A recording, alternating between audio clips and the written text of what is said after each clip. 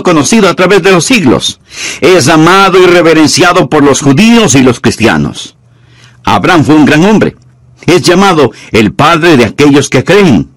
Y la mayor parte del capítulo 11 de Hebreos, que habla de los campeones o los héroes de la fe, se refiere a la vida de este gran hombre llamado Abraham. Bien, leamos Hebreos 11, los versículos del 8 al 13. Por la fe Abraham, siendo llamado, obedeció para salir al lugar que había de recibir como herencia, y salió sin saber a dónde iba. Por la fe habitó como extranjero en la tierra prometida, como en tierra ajena, morando en tiendas con Isaac y Jacob, coherederos de la misma promesa.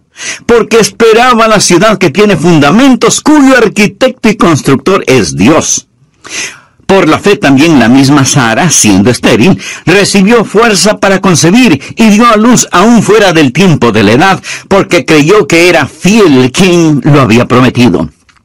Por lo cual también de uno, y ese ya casi muerto, salieron como las estrellas del cielo en multitud, y como la arena innumerable que está en la orilla del mar.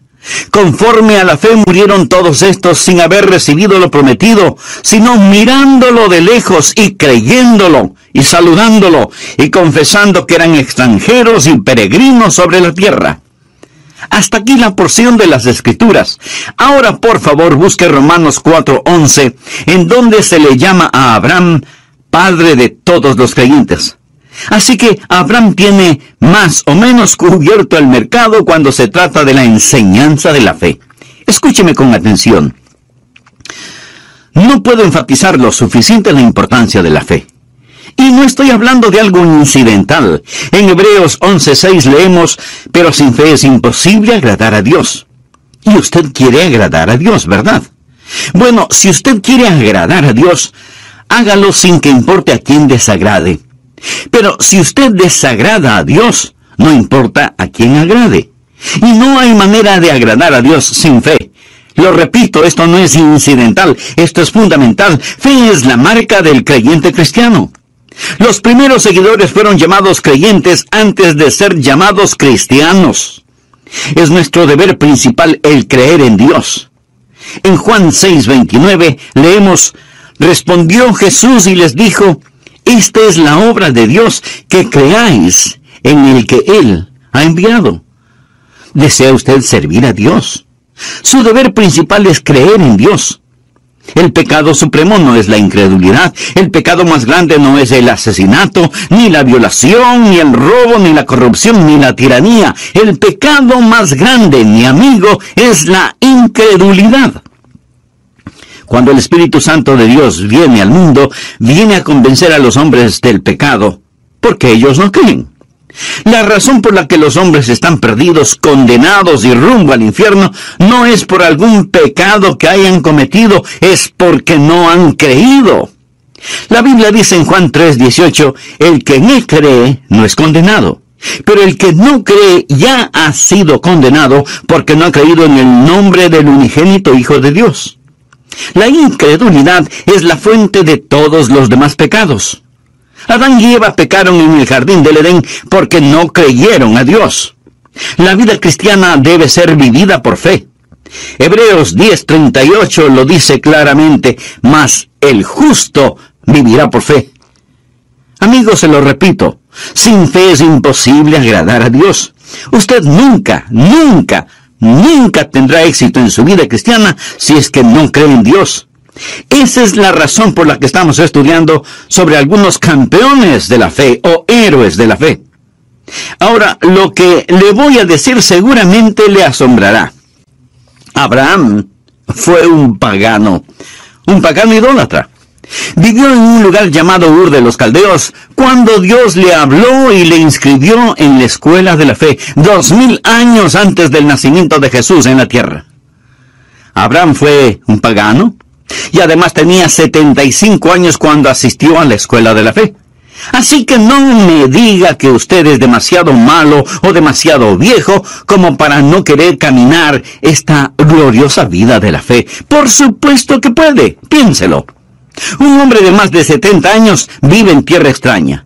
Tiene una esposa muy linda, tiene familia, tiene un negocio y como lo vamos a ver, él lo deja todo para ir a un país que nunca ha visto y marcha bajo órdenes selladas. Dios no le dice a dónde va a ir. Dios no le dice cuánto tiempo se demorará en llegar a ese lugar. Dios no le dice qué es lo que tendrá que hacer una vez que llegue, ni por cuánto tiempo se quedará allá, o qué es lo que va a suceder. Dios simplemente le dice, levántate y vete. Y él así lo hizo, inscrito ya en la escuela de la fe. Y la palabra de Dios dice que Abraham y Sara fueron extranjeros y peregrinos en la tierra de Canaán. Lo mismo que nosotros. Note que Abraham no fue un fugitivo. No estaba huyendo de su hogar, no era un vagabundo, no estaba buscando una casa. Era un extranjero lejos de su hogar y era un peregrino yendo hacia su hogar. Y eso vamos a aprender acerca de él, porque lo que es verdad sobre Abraham no es una mera historia. Ha sido escrita para nuestro beneficio. ¿Por qué cree que Dios puso esto aquí en el capítulo 11 de Hebreos? Si no fuera para que sirva de inspiración y sea una herramienta informativa para que nosotros podamos usarla. Quiero que aprenda 6 poderosos principios y oro para que el Espíritu Santo de Dios los inscriba en su corazón. Vienen directamente de las páginas de las Escrituras para ayudarle a que tenga una fe dinámica que traerá el cielo a su alma. Espero que usted esté listo mental y espiritualmente. El primer principio es un principio auditivo. Debemos escuchar a Dios. Leamos Hebreos 11:8. Por la fe Abraham, siendo llamado, obedeció para salir al lugar que había de recibir como herencia y salió sin saber a dónde iba. Siendo llamado es una frase operativa, o sea que oyó la voz de Dios, fue llamado. Recuerda lo que dice Romanos 10:17. Así que la fe es por el oír, y el oír por la palabra de Dios. Es un principio auditivo. Usted debe escuchar a Dios. Si leemos la historia de Abraham en el capítulo 12 de Génesis, vamos a encontrar que Dios le habló a Abraham en forma personal. Leamos los 3 primeros versículos.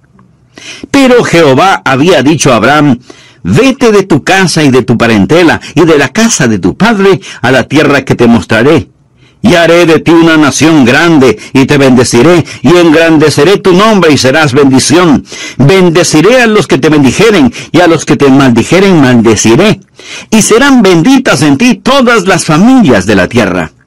Abraham oyó la voz de Dios, quien le dijo que le mostraría la tierra a la cual debería ir, que haría de él una nación grande, que bendeciría a los que le bendijeren, y que maldeciría a quienes le maldijeren.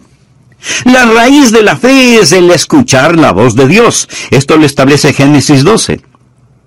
Pero en el capítulo 11 de Génesis encontramos algo que es un verdadero contrasentido. Encontramos a un pueblo tratando de construir una gigantesca torre que llegue hasta el cielo. La tristemente famosa Torre de Babel. Quiero que note la diferencia entre Génesis 11 del 1 al 4 y Génesis 12 del 1 al 3. Leamos Génesis 11, los primeros 4 versículos. Tenía entonces toda la tierra una sola lengua y unas mismas palabras. Y aconteció que cuando salieron de oriente hallaron una llanura en la tierra de Sinar. De paso le informo que Sinar es Babilonia y Babilonia es Irak. Y se establecieron allí. Y se dijeron unos a otros, vamos, hagamos ladrillo y cozámoslo con fuego. Y les sirvió el ladrillo en lugar de piedra y el asfalto en lugar de mezcla. Y dijeron, vamos, edifiquémonos una ciudad y una torre cuya cúspide llegue al cielo y hagámonos un nombre por si fuéremos esparcidos sobre la faz de la tierra. Ahora comparemos eso con Génesis 12. En los 3 primeros versículos, Dios dice varias veces lo que Él hará. Y le dice a Abraham, te llevaré a un lugar especial, te bendeciré, haré de ti una nación grande. En Génesis 11, el hombre dice, hagamos esto y hagamos aquello. Mi amigo, la mayoría de las personas en nuestra ciudad y en todas las ciudades del mundo están en el negocio de hagamos esto y hagamos aquello. Estamos tratando de edificar rascacielos hasta el infierno. Estamos tratando de construir utopías. La fe escucha la voz de Dios cuando dice, haré. Esta gente en la tierra de Sinar no solo querían construir una torre que llegara al cielo, sino que también querían tener un nombre imperecedero. Y pregunto, ¿alguien sabe alguno de esos nombres? La respuesta es no. Sabemos del nombre de Abraham porque Dios le dijo, engrandeceré tu nombre. Pero surge una gran pregunta. ¿Cómo podemos escuchar la voz de Dios? Eso es lo que la mayoría de nosotros preguntamos. Algunos vienen a mí diciendo, pastor, quisiera escuchar la voz de Dios. ¿Qué debo hacer?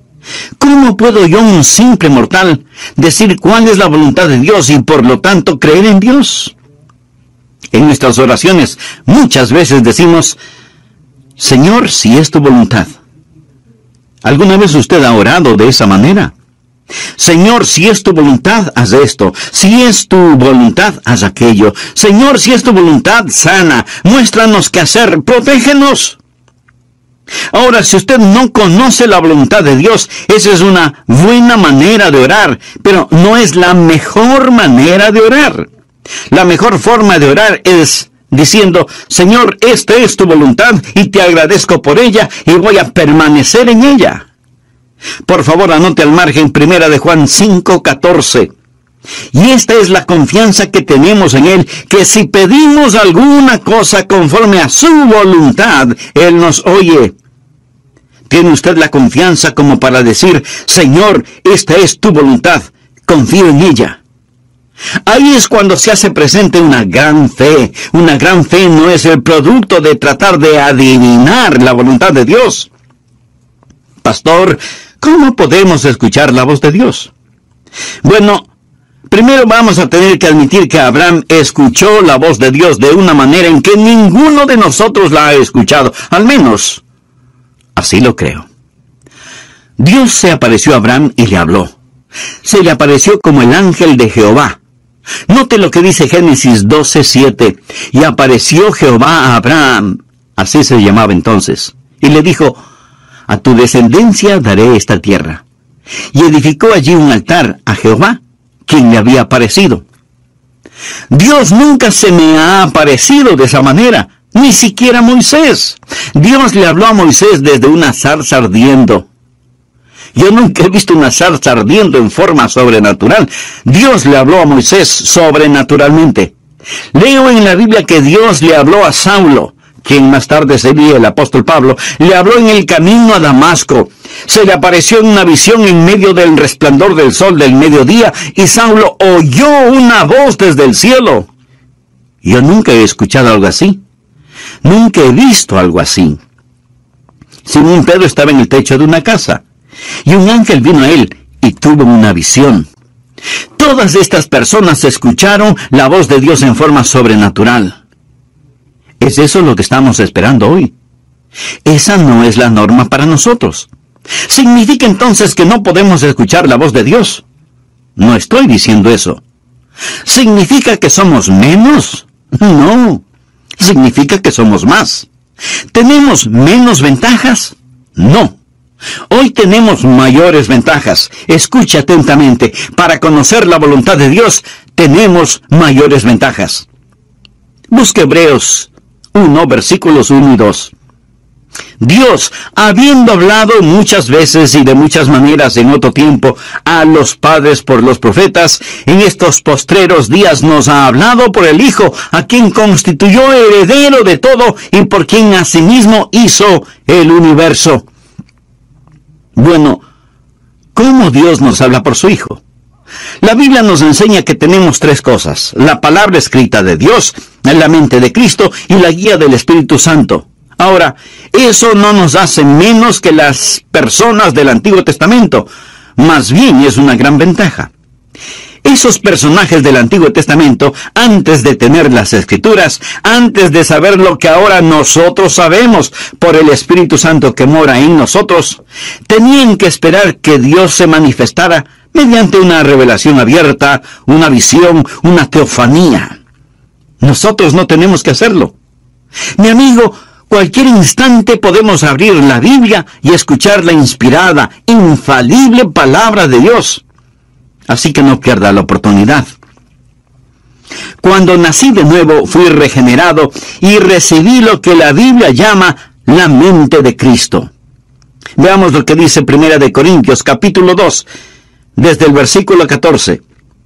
Pero el hombre natural, esto es, el no salvado, no percibe las cosas que son del Espíritu de Dios, porque para él son locura, y no las puede entender, porque se han de discernir espiritualmente.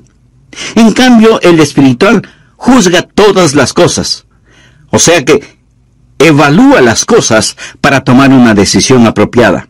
Pero él no es juzgado de nadie, porque ¿quién ha conocido la mente del Señor? ¿Quién le instruirá?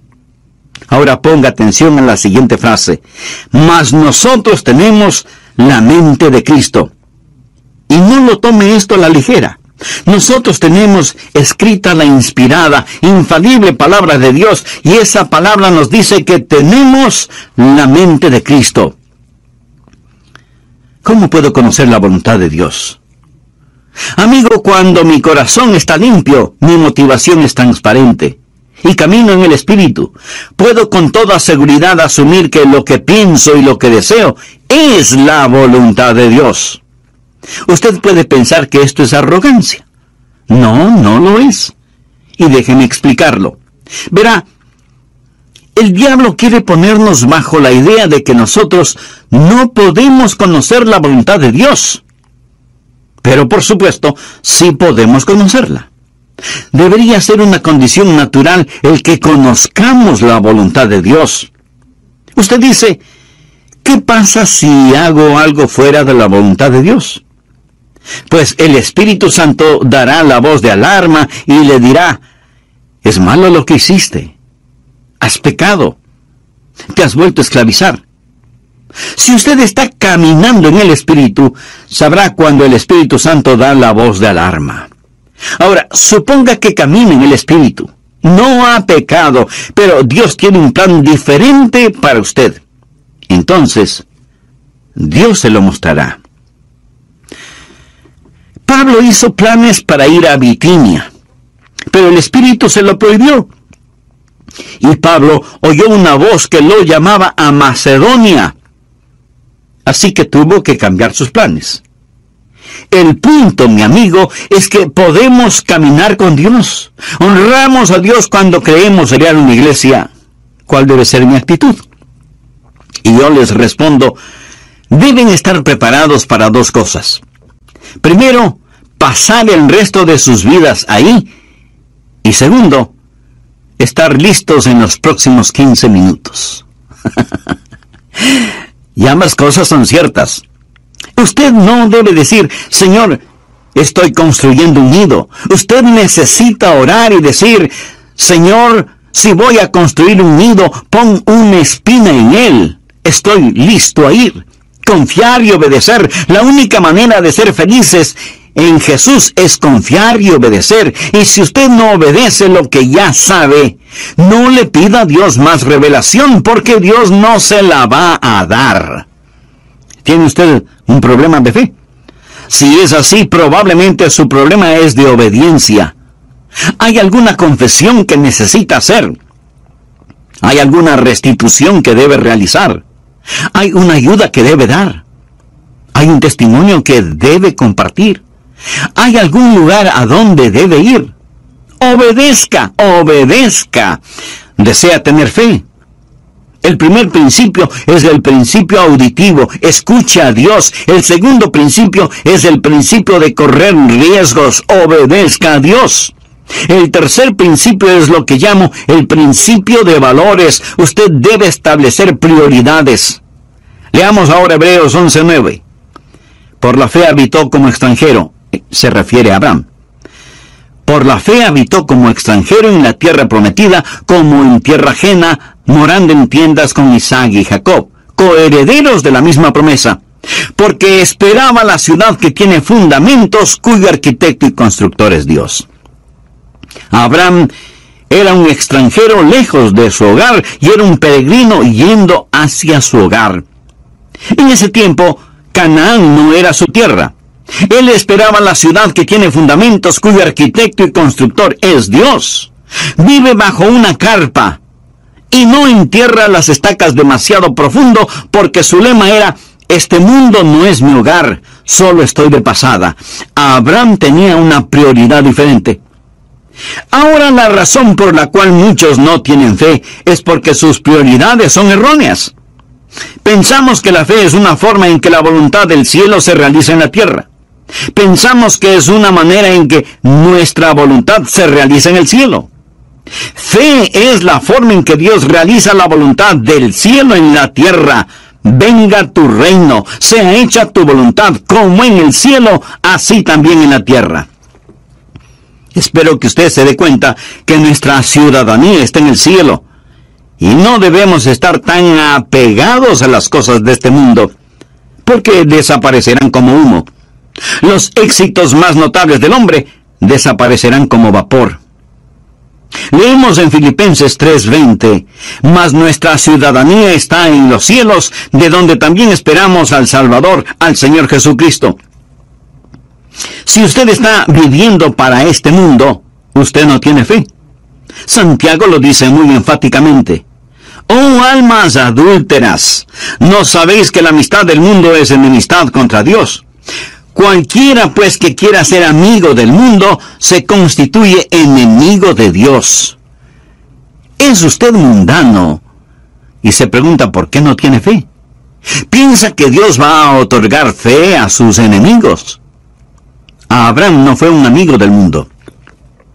Cuando usted se vuelve amigo del mundo, entonces usted comienza a vivir mundanalmente. Veamos lo que dice Primera de Juan 2, desde el versículo 15. No améis al mundo, ni las cosas que están en el mundo. Si alguno ama al mundo, el amor del Padre no está en él. Porque todo lo que hay en el mundo, los deseos de la carne, los deseos de los ojos y la vanagloria de la vida, no proviene del Padre, sino del mundo. Y el mundo pasa y sus deseos. Pero el que hace la voluntad de Dios permanece para siempre. Recuerde que la fe viene por la voluntad de Dios. Piense en eso. Cuando usted se vuelve amigo del mundo y comienza a amar las cosas del mundo, ¿qué es lo que sucede? Que usted se va a amoldar a las cosas del mundo. Leamos Romanos 12:2. No os conforméis.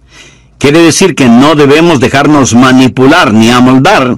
No os conforméis a este siglo, sino transformaos por medio de la renovación de vuestro entendimiento, para que comprobéis cuál sea la buena voluntad de Dios, agradable y perfecta. Recuerda lo que dije, que usted necesita la mente de Cristo para conocer la voluntad de Dios. Pero si este mundo le está apretando, amoldando por medio de la televisión, la música, las modas, las finanzas, etc., y usted se lo permite, no es de extrañarse que usted no tenga la mente de Cristo, ni entienda la voluntad de Dios para su vida. Y todo comienza con la amistad con el mundo, que se transforma en amor por las cosas del mundo, luego en identificación con las cosas del mundo, para terminar siendo condenado con el mundo.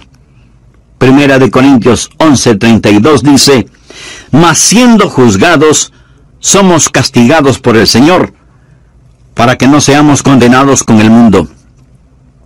Hay buenas ilustraciones sobre esto. Abraham tenía con él un sobrino llamado Lot, quien seguía a Abraham. La Biblia nos dice que Abraham vivía en una carpa y que Lot armó la suya, pero con la vista hacia Sodoma, moviéndose hacia el mundo. Su esposa llegó a ser parte de la clase social alta en Sodoma, y sus hijas seguramente fueron cachiporreras en el colegio de Sodoma. Lot se volvió un hombre de negocios y seguramente llegó a ser un importante concejal de la ciudad de Sodoma. Pero cuando el juicio de Dios cayó sobre Sodoma, Lot lo perdió absolutamente todo. En la actualidad se oye mucho acerca de la separación de la iglesia y el Estado. sabe que el mensaje que necesita ser predicado hoy más que nunca es la separación de la iglesia y el mundo. La palabra de Dios es enfática en señalar que los hijos de Dios estamos en el mundo, pero no somos del mundo. Cuando miro a los creyentes promedio hoy en día, con tristeza tengo que admitir que se parecen, se visten, hablan, fuman, beben, ven las mismas películas, van a los mismos espectáculos, escuchan la misma música que los inconversos. O sea, siguen amando las cosas del mundo. Mi amigo, los hijos de Dios debemos ser diferentes. Si a usted lo llevaran preso por ser un creyente, tendrían suficientes evidencias como para condenarlo. Debemos ser diferentes. Quisiera hacerle unas preguntas muy personales. ¿Cuáles son sus metas? Tal vez quiere tener suficiente dinero para su retiro, comprar una bonita casa y poder gozar de una vida tranquila y sin preocupaciones emocionales o financieras. ¿Cuál es la meta que tiene para sus hijos? ¿Desea que ellos sean famosos y alcancen notable éxito en la vida? ¿Cuál es su meta en lo concerniente a su relación espiritual con Dios? ¿Se preocupa de que sus hijos desarrollen un carácter genuinamente cristiano debido al ejemplo que ven en usted? ¿Dejaría su trabajo presente y aceptaría otro menos importante y con menos dinero si eso ayuda al crecimiento espiritual suyo y de su familia? ¿Es su meta solo impresionar a la gente? ¿En compañía de quién preferiría estar? ¿De los ricos, famosos y mundanos? ¿O de los pobres, sencillos y puros? ¿Qué significa para usted la frase, buscad primeramente el reino de Dios y su justicia? Mi amigo, sin fe es imposible agradar a Dios. Y deseo que grabe en su corazón que si usted agrada a Dios, no importa quién desagrade, pero si usted desagrada a Dios, no importa a quién agrade. Bien, veamos el cuarto principio, que es el principio de visión. Mantenga enfocada su fe. Usted está escuchando este mensaje, este momento, y aún puede estar de acuerdo con lo que estoy diciendo, pero tan pronto como usted comience a hacer otras cosas, este mensaje puede quedar fuera de foco si es que no tiene cuidado. Nuevamente, veamos Hebreos 11:10. Porque esperaba la ciudad que tiene fundamentos, cuyo arquitecto y constructor es Dios. Aquí la palabra operativa es esperaba. Ahora leamos el versículo 13. Conforme a la fe murieron todos estos sin haber recibido lo prometido, sino mirándolo de lejos. Este es el principio de visión del que estoy hablando. Y creyéndolo, y saludándolo, y confesando que eran extranjeros y peregrinos sobre la tierra. Es fácil perder el enfoque que tenemos sobre los valores correctos. Es tan fácil el tener pensamientos y deseos mundanos. Anote al margen Colosenses 3, los 2 primeros versículos. Si pues habéis resucitado con Cristo, buscad las cosas de arriba donde está Cristo sentado a la diestra de Dios. Poned la mira en las cosas de arriba, no en las de la tierra. Abraham fue un hombre que tuvo una visión, y esa visión le dio la capacidad de ver lo invisible. Recuerde lo que es la fe. Es pues la fe, la certeza de lo que se espera, la convicción de lo que no se ve. Eso es lo importante. Mire otra vez el versículo 13. Conforme a la fe murieron todos estos sin haber recibido lo prometido, sino mirándolo de lejos. Quiere decir que vieron lo invisible. Vieron cosas que no eran visibles, porque fe es ver lo invisible. Y es absolutamente verdad que por fe podemos ver lo invisible. Segunda de Corintios 4:18 es un versículo interesante. No mirando nosotros las cosas que se ven, sino las que no se ven. Pues las cosas que se ven son temporales.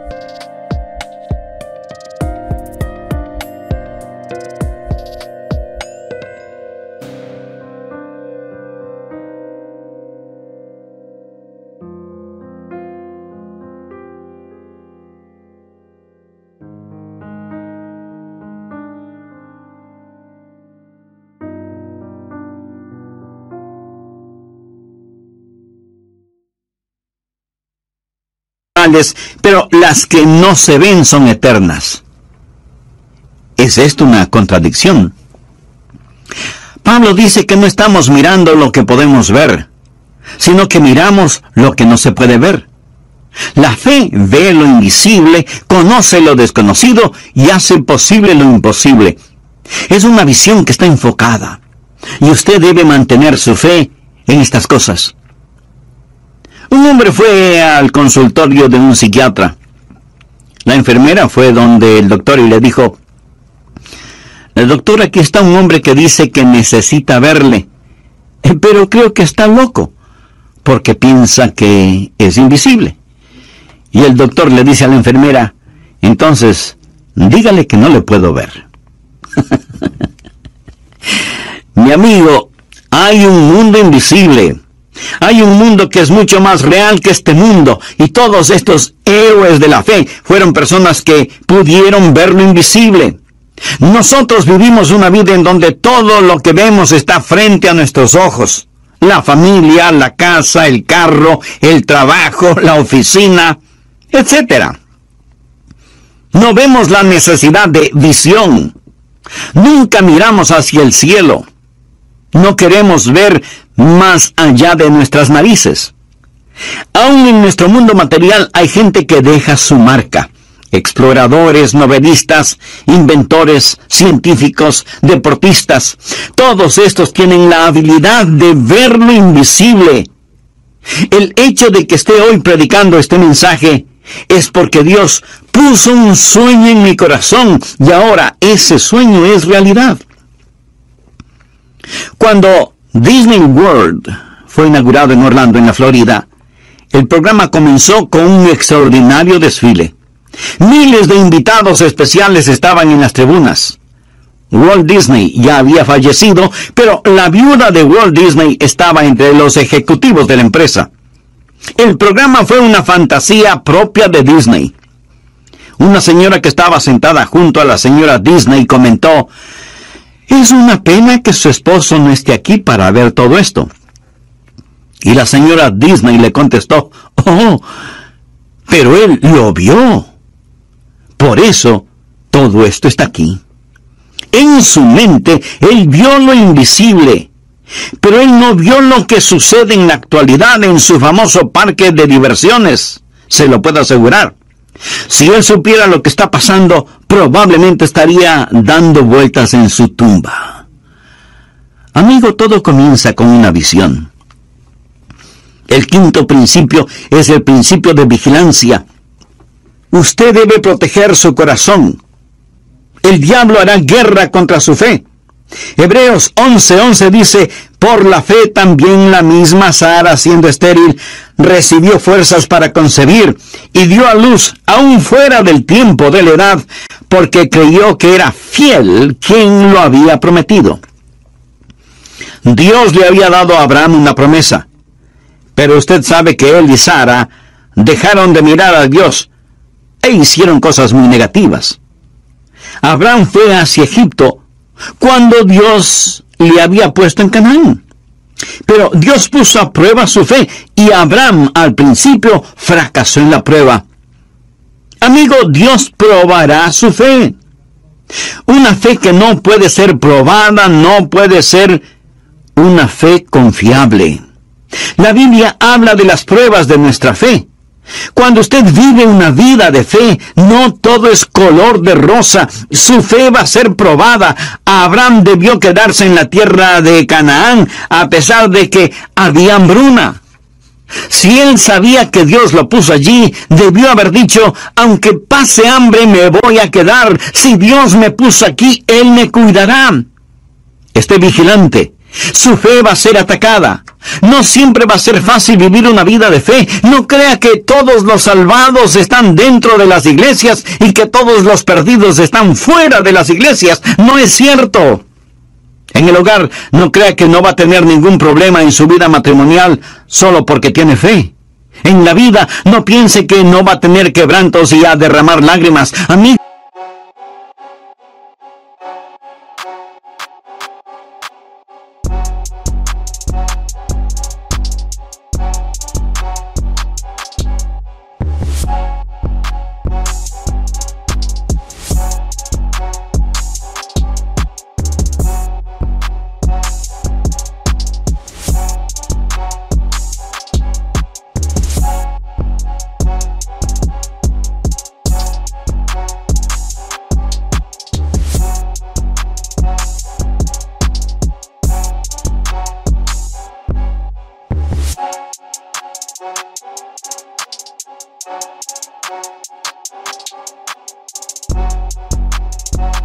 Usted va a enfrentar problemas a pesar de vivir una vida de fe, pero Abraham retornó a la vida de fe. Vamos ahora al sexto y último principio, el principio de la victoria, goce de las bendiciones. Hebreos 11:12 dice, por lo cual también de uno, y ese ya casi muerto, salieron como las estrellas del cielo en multitud, y como la arena innumerable que está a la orilla del mar. Sara dio a luz un hijo. El nombre de Abraham es conocido. Su descendencia es multitudinaria. Abraham ha sido una bendición para el mundo. Ha sido una bendición para mí. Dios le dio a Abraham la tierra, engrandeció su nombre. Y ahora piensa en todas las cosas que Dios hizo por medio de Abraham. De Abraham salió la nación judía, los profetas, las escrituras. Y en la carne de la semilla de Abraham vino nuestro Señor Jesucristo. Y todo eso vino por fe. Amigo, Dios quiere salvarle. Y la vida de fe comienza con un paso de fe. Y ese paso de fe es recibir a Jesucristo como Señor y Salvador. ¿Quisiera usted dar ese paso de fe ahora mismo? Entonces le invito a repetir conmigo la siguiente oración. Querido Dios, te pido que me ayudes a dar este paso de fe para recibir a Jesucristo en mi corazón. Quiero ser perdonado de mis pecados. Quiero vivir una vida que te honre a ti y que sea de bendición para quienes me rodean. Señor Jesús,